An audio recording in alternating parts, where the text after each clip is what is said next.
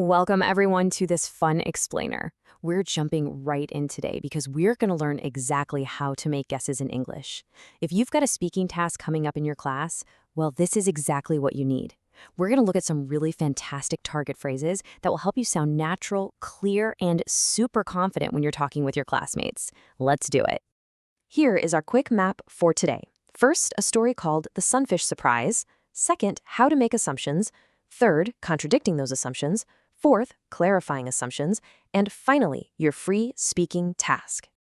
Starting with section 1, The Sunfish Surprise. Let's kick things off with a crazy story about a couple named Brice and Cynthia. So they were just having a totally normal day, swimming near the beach. But then, suddenly, everything changed. Someone started shouting about a shark. Why? Because they looked out into the ocean and saw this huge, sharp fin sticking right out of the water. Honestly, if you saw that while swimming, you'd probably swim away as fast as you could, right? But here's the big question. Is it actually a shark, or is it just a really big fish? When we see something like this, but we don't know the facts 100%, we have to make a guess. And in English, making a smart guess based on what we see is called an assumption. We literally make assumptions all the time in our everyday conversations. Moving on to part 2, how to make assumptions. Now we're going to look at the special phrases you need when you want to guess how someone felt or what happened in a story. This is going to be so incredibly useful for your speaking task later. So here are our 3 main tools for today. In that first column, we have phrases to make a guess. In the middle, phrases to say a really strong no. And on the right, phrases to say kind of or maybe. Let's practice that first group, which we use to start our guess. These are simple, but they are such powerful ways to tell your partner, hey, here is my guess. Try saying them out loud with me right now. Ready?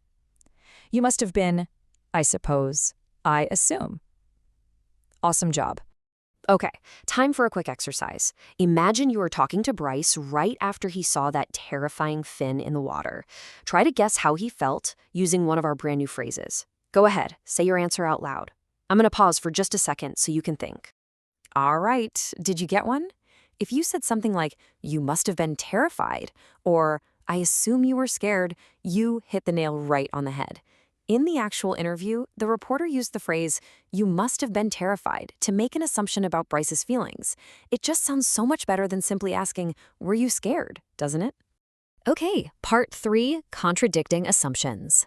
Next up, let's learn how to tell someone their guess is completely, totally wrong. We call this contradicting an assumption. When the answer to a guess is a very strong no, you don't want to just say no. Instead, you use these phrases, not at all, not in the least, or absolutely not. When you use these in class, make sure you say them with a really clear, confident voice. Let's try it out loud together right now. Absolutely not. Let's practice that again. Imagine a reporter assumes everyone was crying or shaking on the beach after getting out of the water. Think of the strongest way to say no from our list. Go on, say it out loud. I'll wait 1 second for your answer. Well, if you chose absolutely not, great job. Cynthia actually told the reporter, absolutely not. And why? Because it turned out that scary fin belonged to an ocean sunfish. Sunfish are absolutely huge, but they are totally harmless. They're not dangerous at all, so there was literally zero reason to be shaking.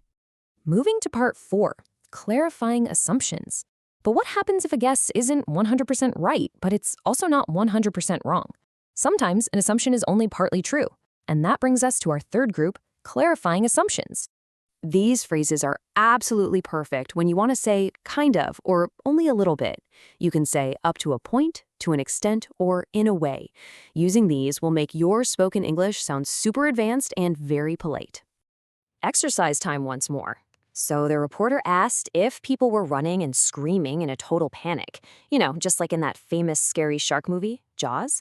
But it wasn't exactly like a movie. How do you think Brice said that it was only partly true? Brice used the phrase to an extent. He explained that, yeah, some people were screaming, but it wasn't a complete panic because a lot of people actually stayed calm. Using to an extent is just such a great way to agree just a little bit, but then add the real facts right after. And finally, part 5, the free speaking task. Let's see how all of this builds into your actual class activity. Now we get to put all these pieces together for your free speaking task. In your class, you are going to choose a really interesting or funny event. Like maybe your bus broke down, maybe you got totally lost on a hike, or hey, maybe you went to an underwater wedding. Your partner will listen to your event and then make guesses about it. Your conversation is going to follow these 3 super simple steps. First, student A shares the event. Keep it short, just one sentence. Second, student B makes a guess using phrases like, I assume, or you must have been. And finally, student A reacts using our strong no phrases or our kind of phrases. Let's look at a really solid example of how natural this can sound. Student A says, a few weeks ago, I went to an underwater wedding. Then student B uses a new phrase. I assume you were wearing a diving suit. Finally, student A reacts, to an extent. I wore a mask, but I also wore a dress. See? It creates a really fun, natural conversation. And now it is your turn. You've got all the tools you need to make, contradict, and clarify assumptions smoothly in English. The only question left is, what amazing story will you share with your group today? Have so much fun with your speaking task, and I will see you in the next explainer.